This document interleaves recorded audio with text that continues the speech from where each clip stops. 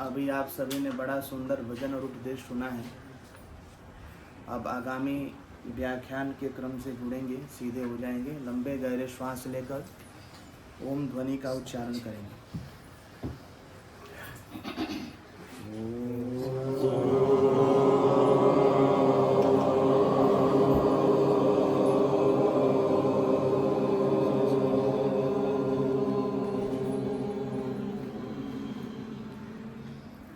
अकामो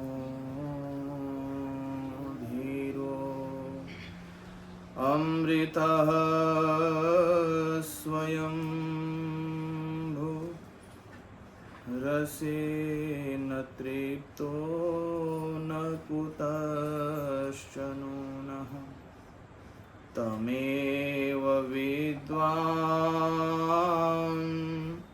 न विभाय मृत्यु आत्मानं धीरं अजरं युवानं वेदाहमेतं पुरुषं महान्तम् आदित्यवर्णं तमसः परस्तात् तमेव विदित्वा अतिमृत्युमेति नान्यः पन्था विद्यते यनाय नान्यः पन्था विद्यते यनाय। ओम शांति शांति शांति। ओम जगत नियंता परम पिता परमात्मा की महती असीम अनुकंपा से आर्य समाज नानापीठ द्वारा आयोजित श्रावणी उपाकर्म के इस त्रिदिवसीय कार्यक्रम के आज प्रथम दिवस के सायंकालीन पारिवारिक सत्संग में समुपस्थित जिस परिवार के हमारे आदरणीय माता पूनम जगिसिया जी, जिनके परिवार में हम सभी सत्संग करने के लिए उपस्थित हुए हैं, तथा आर्य समाज के यशस्वी प्रधान जी, मंत्री जी, कोषाध्यक्ष जी और आर्य समाज के माननीय धर्माचार्य जी, तथा जिनके मेरे से पूर्व आप लोगों ने भजन संगीत बड़ा ही सुंदर सुना, बरेली की धरती से आए हुए मेरे भ्राता नेत्रपाल आर्य जी, मेरे साथ आए ब्रह्मचारी जी, बादक जी तथा समुपस्थित मातृशक्ति भद्र पुरुषों। अभी बड़ी ही सुंदर चर्चा मेरे समक्ष, आप सभी के समक्ष तीर्थ के संदर्भ में चल रहा था। भजन और उपदेश के माध्यम से आप सभी ने बड़े ही उच्च कोटि के विचारों का श्रवण किया। जैसा कि मुझे पूर्व सूचना दिया गया है कि अमुक अमुक विषयों पर अपने वक्तव्य को रखना है, उसी क्रम में आज जो विषय हमारे समक्ष प्रस्तुत किया गया था वो विषय ये है कि हमारा परिवार सुखी कैसे हो। हमारा परिवार सुखी कैसे हो, यह विषय रखा गया है। आइए हम सभी इस पर थोड़ा विचार करेंगे। सर्वप्रथम तो विचार हम यहाँ से आरंभ करेंगे कि वेद की धारणा क्या है। परिवार के संदर्भ में वेद भगवान का आदेश और उपदेश क्या है। भक्त कहता है प्रभु से, स्वर्गम लोकम अभिनो नयासि जया सह पुत्रैः श्याम गृह्णामि हस्तं मनु वै त्वत्र नास्तारिं निर्वृतिर्नो हराति। भक्त परमात्मा से कहता है स्वर्गम लोकम अभिनो नयासी, हे प्रभु मुझे स्वर्ग लोक की ओर ले चलिए। लेकिन कहता है कि स्वर्गलोक तो जाना चाहता हूं लेकिन अकेले नहीं, जया सह पुत्रैः श्याम, मैं अपनी पत्नी और पत्नी से उत्पन्न पुत्रों के साथ स्वर्ग में जाना चाहता हूं। भक्त ने कहा स्वर्गम लोकम अभिनो नयासी, मुझे स्वर्ग लोक की ओर ले चलिए, लेकिन मैं स्वर्गलोक अकेले थोड़ी जाना चाहता हूं। किसके साथ? जया सह पुत्र ही श्याम, जया और उससे उत्पन्न पुत्रों के साथ जाना चाहता हूं। समस्या तो यह है कि आज स्वर्ग के नाम पर जिस स्वर्ग की बात वेद कह रहा है वो स्वर्ग क्या है? ऐसे तो स्वर्ग के नाम पर लोक में बहुत भ्रम है। किसी से पूछा कि भाई आप स्वर्ग जाना चाहते हो, बड़े गुस्सा में हो गया, आग बबूला हो गया, कह रहा है कि मैं ही दिखाई दिया तुमको स्वर्ग भेजने के लिए। मैंने कहा कि इसमें कौन सी दुख वाली बात है? हाँ तो नहीं, मैं स्वर्ग वर्ग नहीं जाता। पूछा नरक? हाँ तो नहीं, बिल्कुल नरक भी नहीं जाना चाहता। मैंने विचार किया कि ऐसा क्यों है कि स्वर्ग के नाम पर इतना व्यक्ति भटक रहा है। तो पता चला कि यहां तो लोगों को यह समझा दिया गया कि ये स्वर्ग और नरक मिलते कब हैं? जब ये शरीर छूट जाता है तो क्या मिलता है? स्वर्ग मिलता है। और अक्सर आप लोगों ने देखा भी होगा कि कोई व्यक्ति दिवंगत जब होता है तो उसके नाम के आगे सबसे पहले क्या जुड़ जाता है? स्वर्गीय तो जुड़ता है। अब प्रश्न यही उत्पन्न होता है कि किसी को पता चला कि वो स्वर्ग पहुंच गया कि नहीं पहुंच गया, कि उसने कोई तार भेजा कि मैं ठीक ठाक स्वर्ग पहुंच गया हूं, लेकिन फिर भी नाम के आगे क्या लगाया जाता है? स्वर्गीय लगाया जाता है। दूसरी बात ये भी तो विचार कीजिए, कोई अच्छा व्यक्ति मर गया तो कहां जाएगा? उस हिसाब से स्वर्ग ही जाएगा ना। अब कोई बुरा व्यक्ति मरे, चोर भी तो मर सकता है, बेईमान भी तो मर सकता है, और भी तो जो भ्रष्टाचारी भी तो मर सकता है, वो कहां जाएगा? मतलब जो पढ़े वो भी पास और जो ना पढ़े तो फिर पढ़ाई का मतलब क्या रह गया? मतलब भला व्यक्ति भी स्वर्ग में जाए और बुरा व्यक्ति भी, तो फिर स्वर्ग का मतलब क्या हो गया? और जब वो स्वर्ग में ही चला गया तो रोने किस बात का है? खुशी मनाओ कि स्वर्ग चला गया, उसका सीधे स्वर्ग का टिकट कट गया है, वहां रोना चाहिए क्या? है? वहां तो खुशी मनाना चाहिए कि वो स्वर्ग चला गया। लेकिन वास्तविकता तो यह है कि स्वर्ग के बारे में अता पता कि स्वर्ग क्या है, नरक क्या है। वेद कह रहा स्वर्गम लोकम अभिनो नयासी। भक्त कहता है कि मुझे स्वर्ग लोक ले चलिए, लेकिन मैं स्वर्ग अकेले थोड़ी जाना चाहता हूं, मैं तो पत्नी और पुत्रों के साथ स्वर्ग जाना चाहता हूं। वो स्वर्ग है क्या? गृह्णामि हस्तम मनु वै त्वत्र, वो स्वर्ग ऐसा स्वर्ग है।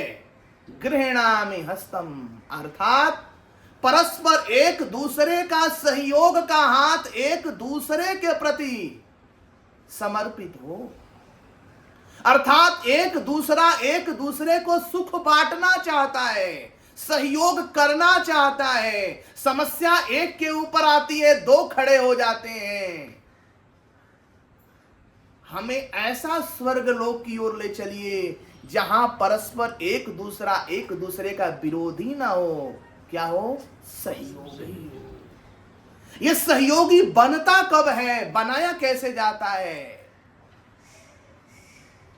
बनाया तो तब जाता है जब नींव मजबूत हो। मकान कितना भी मंजिल तभी संभव है जब उस मकान का नींव मजबूत हो। परिवार तब बनेगा जब परिवार का नींव मजबूत होगा। आज तो परिवार ही नहीं रहा। आज परिवार का मतलब क्या बन गया है? फैमिली। क्या बन गया?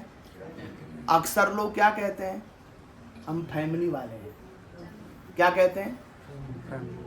यही कहते हैं ना। अब तो परिवार शब्द भी समाज से और परिवार से निकल रहा है। अब लोग क्या कहते हैं? फैमिली। विचार करना, जहां से ये फैमिली शब्द आया है वहां कभी परिवार हुआ है? ये अंग्रेजी का शब्द है, लेकिन कभी अंग्रेजों के यहां पारिवारिक सिस्टम, पारिवारिक कोई प्रारूप रहा है?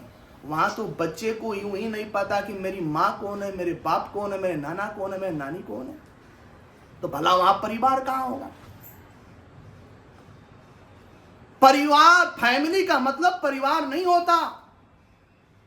क्या होता है? तो मैंने सोचा, विचार किया, सही भी हो सकता है, गलत भी हो सकता है।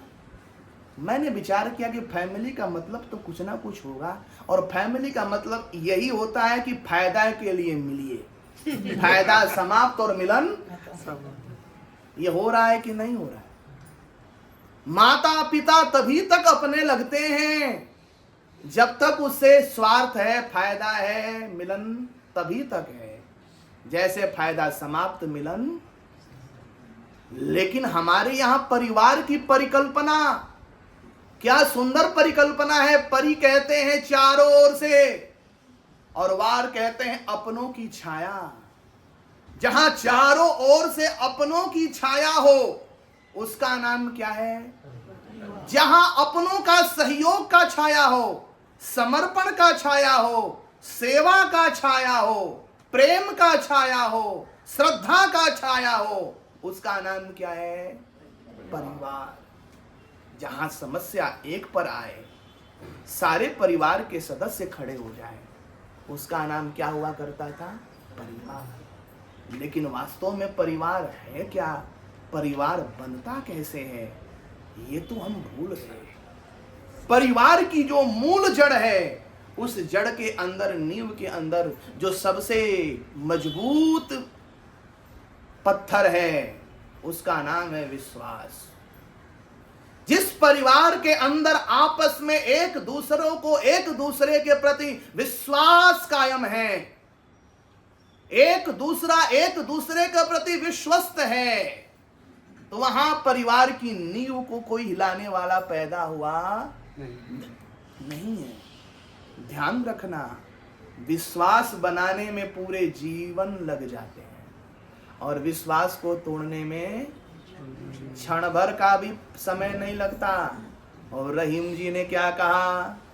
रहीमन धागा प्रेम का, मत तोड़ो चटकाए, टूटे से फिर न जुड़े गांठ पड़ जाए। ये वो विश्वास की बुनियाद है।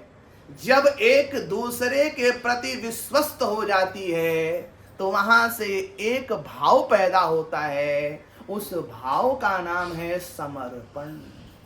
समर्पण वही होता है जहां विश्वास की बुनियाद मजबूत होती है। ऐसे कहीं पर समर्पण होता नहीं है। भक्त भी भगवान को समर्पण करता है कब? जब पूर्ण जान लेता है, विश्वस्त हो जाता है, तब क्या करता है? समर्पण करता है। ऐसे ही गृहस्थ रूपी नौका का जो प्रथम बुनियाद है उसका नाम है विश्वास, और वहां से जो भाव प्रकट होते हैं उसका नाम क्या है? समर्पण नाम है। और जब यही समर्पण की बुनियाद मजबूत हो जाती है तो वहीं से एक भाव पैदा होते हैं जिसका नाम है श्रद्धा। क्या नाम है? श्रद्धा। और जब श्रद्धा जिसके प्रति होती है, या श्रद्धा के उद्भव जहां से होता है, वहीं से एक प्रवृत्ति जीवन में दिखाई देती है, उसका नाम है सेवा। क्या नाम है? इसलिए यदि परिवार को सुखी बनाना चाहते हैं, परिवार बनाना चाहते हैं, तो परिवार को बाजार से दूर रखो, आज परिवार परिवार नहीं रह गया है, परिवार क्या बन गया है? बाजार बन गया है। परिवार परिवार तब बनेगा जब परिवार के अंदर विश्वास आपस में होगा। परिवार परिवार तब बनेगा जब परिवार के अंदर एक दूसरे के प्रति समर्पण, श्रद्धा और सेवा की प्रवृत्ति होगी। लेकिन इस बुनियाद को जीवंत रखने की जो विचार है, जो अभिव्यक्ति है, जो कठिन परीक्षा है, उस परीक्षा का नाम है त्याग और तपस्या। जब त्याग और तपस्या की हबी पड़ती है, आहुति पड़ती है, तो वही चारों की चारों बुनियाद मजबूत होती है। और जहां पर त्याग की आहुति नहीं पड़ती है, वहां परिवार की जो नींव है लग तो जाती है, लेकिन सदा कायम रहती नहीं है। इसलिए ध्यान रखना, परिवार को परिवार बनाने के लिए वेद भगवान कहते हैं गृह्णामि हस्तम, हम ग्रहण करें। किसको ग्रहण करें? एक दूसरे को ग्रहण करें। और ग्रहण करने के लिए सहयोग रूपी हाथ तो चाहिए ही चाहिए। अरे एक ग्रहण था जिस ग्रहण में हमने सबको साक्षी भाव लेकर के एक उत्तम संस्कार, उत्तम रीति से संपन्न किया था, उस ग्रहण का नाम था पानी ग्रहण। वहां पर हमने एक दूसरे का हाथ पकड़ा था और हाथ पकड़ते हुए यही वचन तो दिया था, जर दृष्टिर यथा सह, कि जर वृद्धावस्था पर्यंत हम दोनों के साथ एक दूसरे के साथ बना रहेगा, कभी हम एक दूसरे से अलग नहीं होंगे। अर्थात वहां हमने एक दूसरे के प्रति समर्पण का भाव दिखाया और भाव दिखा करके यही बुनियाद रखी। क्या बुनियाद रखी? वहां पर बुनियाद यही रखा कि भगस्ते हस्तम मग्रवीत सविता हस्तम मग्रवीत। पति कह रहा है कि देवी आज तेरा जो हाथ मैं पकड़ रहा हूं, ये तेरा हाथ सामान्य हाथ थोड़ी है, ऐश्वर्यशाली हाथ है। और इस हाथ को ग्रहण कर करके आज के बाद तू मेरी धर्म से पत्नी है और मैं तेरा धर्म से पति हूं। और ध्यान रखना, जहां पति और पत्नी धर्म के साथ जुड़ करके रहेंगे, वहां पर परिवार के अंदर जो आदर्श की और जो स्वर्गीय सुख की सुगंधी आएगी, वो अद्भुत सुगंधी आएगी। क्योंकि वहां पर पति तो धर्म के साथ जुड़ा रहेगा और पत्नी भी धर्म के साथ जुड़ी रहेगी। पत्नी उसे कहते हैं जो पति को धर्म के मार्ग से कभी पतित ना होने दे। यदि होता भी हो तो उसे क्या करे? धर्म के मार्ग पर, सन्मार्ग पर क्या करे? अग्रसर करे। उसका नाम क्या है? पत्नी है। लेकिन आज हमारे यहां ये शब्द भी बदल गए हैं।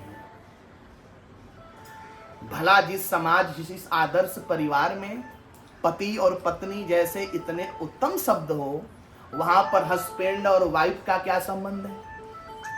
आज का जो है युवा पीढ़ी, युवा समाज अपने पारिवारिक संबंधों में क्या कहते हैं? हस्बैंड और। अब हस्बैंड कहते कहते पति को कर दिया सस्पेंड। अब जहां पर हस्बैंड होगा वहां पर तो सस्पेंड होना ही होना है। इसलिए ध्यान रखना, हमारी संस्कृति, हमारी परंपरा, हमारा गौरवशाली इतिहास ये बताता है कि हम कौन थे, क्या हो गए, क्या होंगे अभी। आओ विचारे बैठकर ये समस्याएं भगवान ने थोड़ी बनाई है, ये समस्याएं तो हमने पैदा की है। क्या आपने सुना था कि किसी पत्नी ने, जिस देश में करवा चौथ मनाते हो, उस देश में आज स्थिति ये है कि खुद की पत्नी ड्राम में भर दे रही पतियों को। हो रहा है कि नहीं हो रहा है? क्यों हो रहा है? इसका दोषी कौन है? लोगों ने ड्राम को दोषी ठहरा दिया कि नीला ड्राम है। बताओ नीला ड्राम क्या दोषी है? अरे भरने की जो प्रवृत्ति आई क्यों आ गई, कहां से आ गई? हमारी संस्कृति की जो मूल आधार है विश्वास, वो विश्वास की बुनियाद कहीं ना कहीं ढीली हो गई। और ढीली क्यों हो गई? विवाह किसी और से, चक्कर किसी। इसलिए ऋषि दयानंद जी ने कहा कि हमारे देश में स्वयंवर विवाह होता है, गुण कर्म स्वभाव के अनुसार विवाह होता था। अब तो वो परंपरा ही समाप्त हो गई। पिता को चाहिए दमड़ी और माता को चाहिए, बच्चे को चाहिए चमड़ी। बहू कैसी होनी चाहिए? सुंदर होनी चाहिए। और माँ बाप को क्या चाहिए? दाम चाहिए। ध्यान रखना, जहां संस्कारों की मूल्यांकन हम सही प्रकार से नहीं करेंगे, वहां पर आदर्श परिवार की स्थापना करना दूर दूर तक संभव नहीं है। और आदर्श परिवार बनाने के लिए जो वेद का संदेश है कि गृहणामि हस्तम, जब तक घर के अंदर घर के लोग, परिवार के लोग आपस में सहयोग नहीं करेंगे, तब तक घर के अंदर सुख की प्रवृत्ति आना मुश्किल है। क्योंकि ध्यान रखना, सोफा सेट आ सकता है घर में, टीवी सेट भी आ सकता है, फ्रिज सेट भी आ सकता है, लेकिन जब तक माइंड सेट सही सही काम नहीं करेगा तो सारा सेट बेकार है। और ये माइंड सेट तभी काम करेगा सही सही जो वेद माता ने हमें संदेश दिया, और संदेश यही तो दिया कि विश्वास की बुनियाद मजबूत करो। मुझे कथानक याद आ रही है। एक बार की बात है, श्रद्धा, विश्वास, सरस्वती और लक्ष्मी, इन तीनों के अंदर आपस में मित्रता हो गई। विश्वास, लक्ष्मी और सरस्वती में आपस में मित्रता हो गई। सभी एक जगह बैठ कर के चर्चा कर रहे थे। कुछ समय व्यतीत हो गया। लक्ष्मी ने कहा कि समय तो पूरा हो गया, हम लोग चलते हैं। लक्ष्मी ने सरस्वती से कहा कि बहन, मैं यहाँ से किसी सेठ साहूकार के पास जा रही हूँ, वहां पर मिलूंगी। सरस्वती ने भी कहा कि बहन, मैं भी चलती हूँ, मैं भी किसी विद्वान आचार्य के पास मिल जाऊंगी। दोनों ने तो अपने जाने का, कहाँ पहुंचेंगी, कहाँ जाएंगी, उसका तो अपना स्थान बता दिया। दोनों ने विश्वास से पूछा कि भैया विश्वास, तू तो बता कि तू कहाँ जाएगा, कहाँ मिलेगा। विश्वास रोने लगा, कहने लगा कि मैं एक बार जब चला जाता हूं तो दोबारा मिलता नहीं। जब एक बार चला जाता हूं तो दोबारा नहीं मिलता हूं। और ध्यान रखना, वो घटना बता रही है जिस समय दशानंद मृत्यु की प्रतीक्षा में है, उसे तरह तरह की स्मृतियां आ रही है दशानंद को। वो अपने से तर्क वितर्क कर रहा है, और उस तर्क वितर्क में एक संवाद आता है। वो संवाद ये आ रहा है कि वो राम से भी कुछ संवाद पूछ लिया और कहता है कि राम, मैंने सुना है या जगत में विदित है कि मेरे जैसा कोई विद्वान नहीं है। जितना बड़ा मैं विद्वान हूं उतना बड़ा तो तू नहीं है। राम ने कहा कि इसमें कोई संदेह नहीं है दशानंद, तू पांडित्य के मामला में बहुत मेरे से आगे है। कहता है दशानंद की केवल पांडित्य के बारे में नहीं, मेरा जितना परिवार है राम, उतना तुम्हारा परिवार नहीं। मैं परिवार के मामले में भी बहुत बड़ा हूं। राम ने कहा इसमें भी कोई संदेह नहीं। कहां तुम्हारी वंश परंपरा, कहां मेरा अयोध्या की पीढ़ी, तू तो बहुत बड़ा है, इसमें कोई संदेह नहीं है। कहता है रावण की वंश के साथ साथ में मैं धन संपत्ति में, कहां मेरी सोने की लंका और कहां तेरी अयोध्या, मैं धन संपत्ति में भी आगे हूं। राम ने कहा कोई संदेह नहीं, इसमें भी तू आगे है। कहा कि ताकत में भी राम मैं तेरे से बहुत ज्यादा आगे हूं।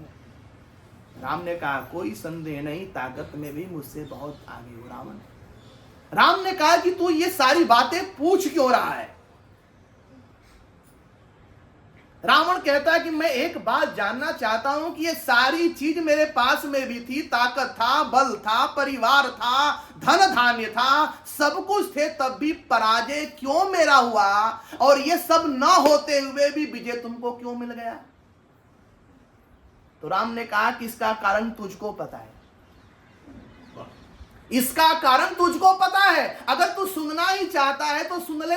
कारण यह है कि मेरा भाई लक्ष्मण मेरे साथ खड़ा है, तेरा भाई विभीषण तेरे खिलाफ विश्वास तो जहां परिवार परिवार में आपस में प्रेम विश्वास की बुनियाद ना होगी, वो चाहे कितना भी ताकतवर क्यों ना हो, उसको गिरने में और पतन होने में समय नहीं लगेगा। इसलिए आज जरूरत है जो समाज की मूल इकाई है जिसका नाम है परिवार, आज बहुत चिंता का विषय है। और सनातनियों के लिए तो काफी चिंता का विषय है कि आज परिवार की बुनियाद समाप्त हो रही है और इसमें ऐसे ऐसे जहर घोले जा रहे हैं कि उस जहर को सुनकर समझ करके आज यंग पीढ़ियां अपनों से दूर जा रही है। परिस्थितियां ये आ चुकी हैं कि घर में खुद के मां बाप अच्छे नहीं लगते, वो मां बाप तो वृद्धाश्रम में पाले जा रहे हैं। ये तो एक परिस्थिति है। दूसरा, दाम्पत्य जीवन में एक लिविंग रिलेशनशिप नाम कर करके एक ऐसी कुप्रथा चल रही है।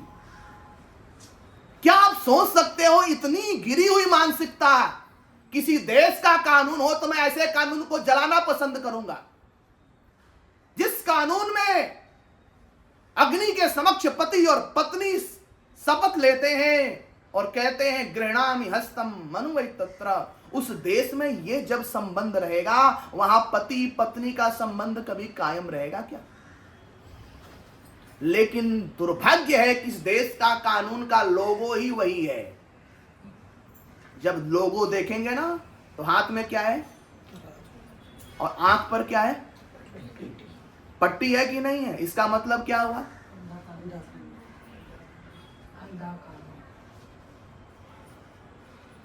आज समस्या का जड़ वो है। आज पति ऐसे सूटकेस में नहीं आ रहा है, नीला डब्बे में मारा जा रहा है। जब ऐसे ऐसे खतरनाक देश के अंदर गलत कानून बनेगा तो सामाजिक व्यवस्था, पारिवारिक व्यवस्था क्या सही प्रकार से चलेगी? आप परिकल्पना करके देखो। अब परिस्थितियां ये तो आ गई दाम्पत्य जीवन की, और इससे भी खतरनाक तीसरी समस्या आ गई। पहले थे हम दो हमारे दो, बड़ा परिवार सुखी परिवार, हम दो हमारे एक। आजकल प्रवृत्ति ये आ गई, बच्चा ना बच्ची नींद आए अच्छी।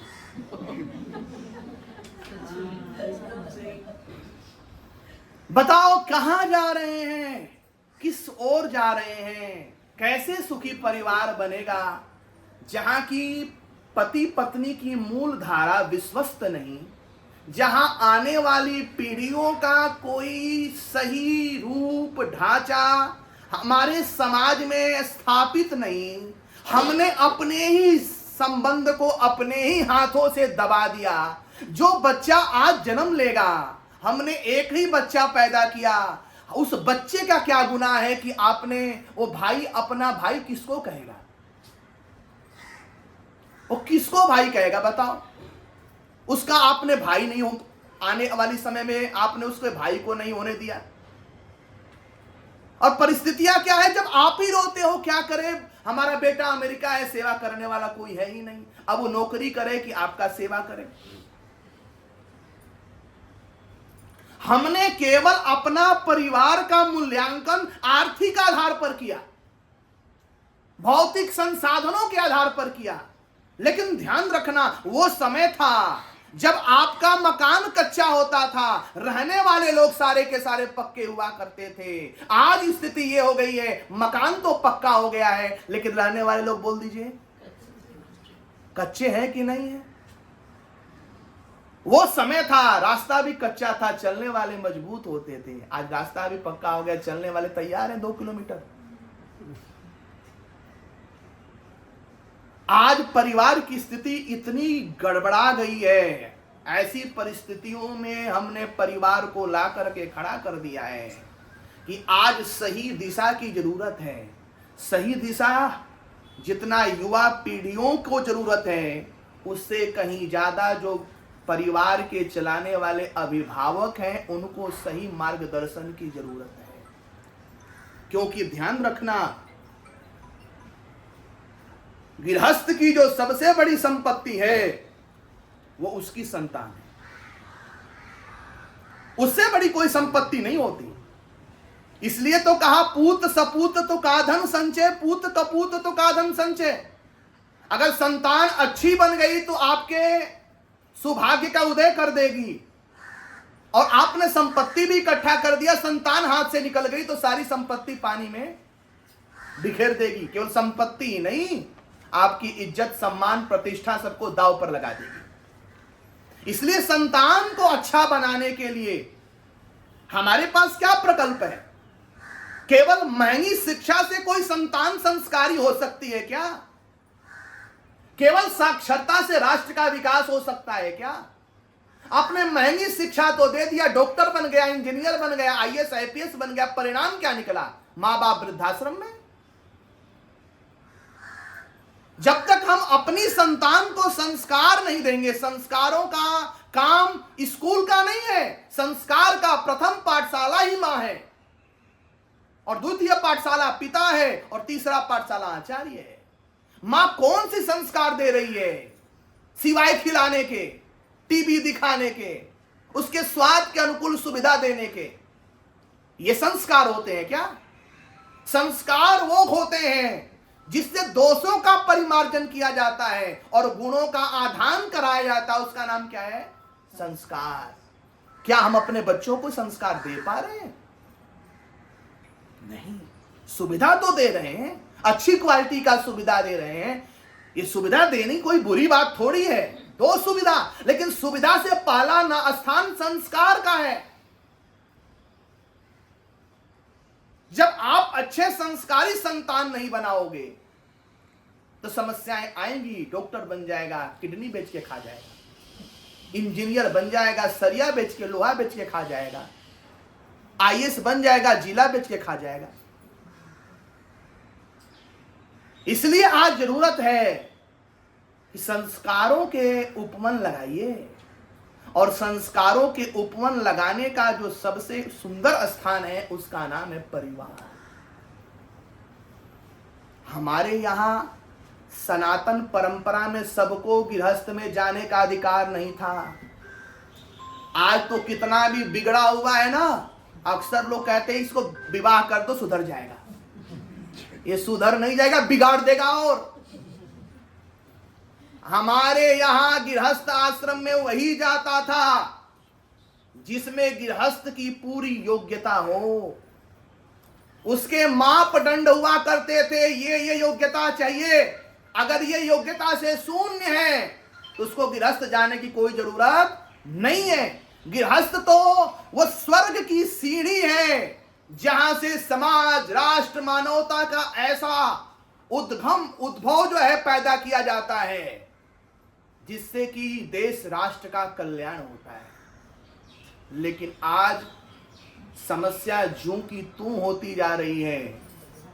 राष्ट्र में समस्या है तो परिवार में समस्या है, ऐसा नहीं है कि राष्ट्र में ही केवल समस्या है। समस्या उससे भी ज्यादा परिवार में।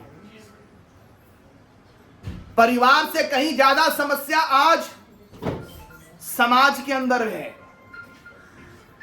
इसलिए आज हम सभी को वेद मंत्र के जो वाक्य हैं, गृह्णामि हस्तम मनु वै त्वत्र, अंत में मंत्र क्या कह रहा है? नास्तारिन निर्ऋतिर नो आराधी, कि मेरे घर में मेरे ही विचारों के हत्यारे पैदा ना हो जाए।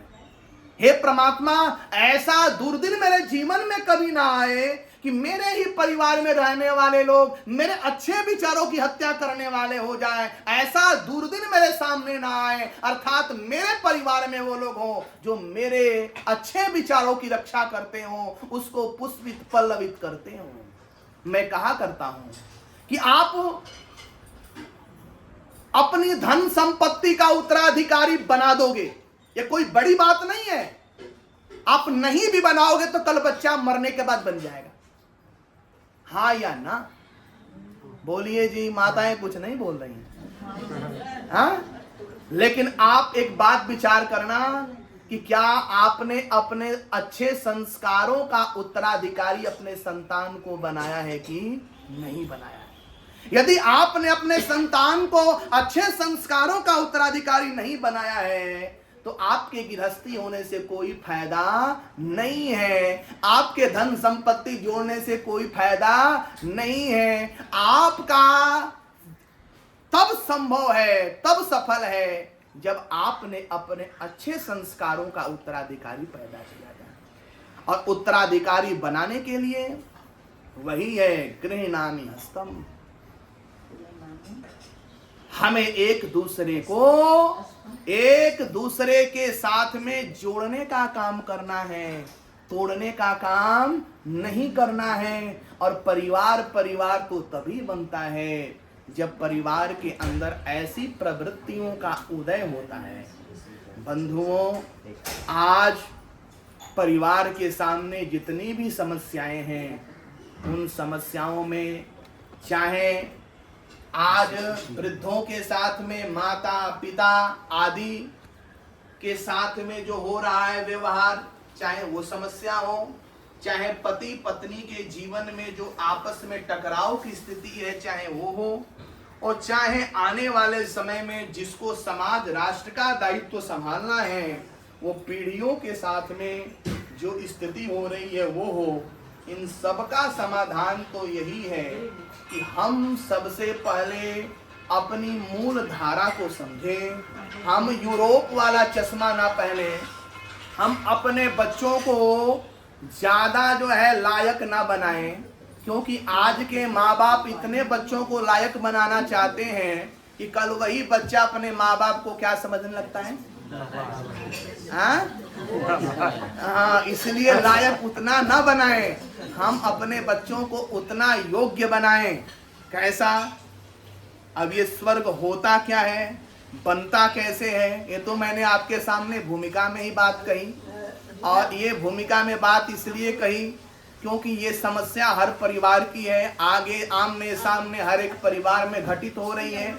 और उसका समाधान एक यही है कि हम अपने जीवन में व्यवहारिक बनें। जब तक हम व्यवहारिक नहीं बनेंगे, और व्यवहारिक बनने के लिए हमें अपने जीवन के अंदर परिवार को चलाने के लिए शासन की जरूरत नहीं है, वहां पर अनुशासन की जरूरत है। हम परिवार को चलाना तो चाहते हैं लेकिन अनुशासन पूर्वक नहीं। कैसा चलाना चाहते हैं? शासन पूर्वक। शासन की जरूरत नहीं है, शासन तो केवल परमात्मा करता है, और किसी का बस नहीं है कि कोई शासन कर ले। हम सभी को तो क्या करना है? अनुशासन करना है। हमें उन चीजों को परिवार में पहले करके दिखाना है जिसके अनुगामी हमारी संतानें हो सके। अर्थात वेद भी तो कहता है अनुव्रतः पितु पुत्रो, पुत्र तो अनुव्रती तब होगा ना जब पिता अनुव्रती हो। अर्थात पिता को भी अनुव्रती बनने की जरूरत है। और अनुव्रती का मतलब यही हुआ कि हम जैसा अपनी संतान से अपेक्षा रखते हैं उसमें से कुछ प्रतिशत हम अपने जीवन में अनुकरण करें। जब हम अपने जीवन में अनुकरण कर रहे होते हैं तो उसका प्रभाव संतान के ऊपर भी अच्छा प्रकार से पड़ता है। इसलिए आज की जो व्याख्यान माला का जो मूल विषय था कि परिवार सुखी बने कैसे, तो सुखी बनने के लिए जो प्रथम सीढ़ी है उस सीढ़ी का नाम ही है अनुशासन। अनुशासन के साथ में हम अपने व्यवहारिक जीवन को ढालें, और इसके साथ साथ में हम विश्वास को अपने व्यवहारिक जीवन में कायम रखें। विश्वास जहाँ कायम रहेगा वहाँ पर समर्पण, श्रद्धा और सेवा की प्रवृत्ति जरूर उत्पन्न होगी। और यूं कोई सोच ले कि सेवा तो पैसे से हो जाया करता है, लेकिन ये सोचना गलत है। माताओं, सेवा के लिए नौकर तो रख लोगे, लेकिन वही काम नौकर करेगा और वही काम जो घर का जो आपके प्रति श्रद्धा रखने वाला करेगा दोनों में अंतर मिलेगा। और अंतर केवल वहीं पर नहीं, रोटी में भी मिलेगा। एक रोटी परिवार का खा लो और एक रोटी होटल का खा लो, दोनों में अंतर मिलता है कि नहीं मिलता है? भले स्वाद में कुछ अच्छा रहेगा, लेकिन प्रेम में दिखाई देगा, अंतर दिखाई देगा। जिस भाव से घर की देवियां देती हैं, शायद वो भाव आपको होटल में मिलने वाला नहीं है। इसलिए ध्यान रखिए, सेवा तो होता है श्रद्धा विश्वास के साथ में। इतना ही कह करके वक्तव्य को विरमित करता हूँ। आप सभी ने बड़े ध्यान से सुना है। हो सकता है कहीं मेरे बात से किसी को कष्ट पहुंचा हो।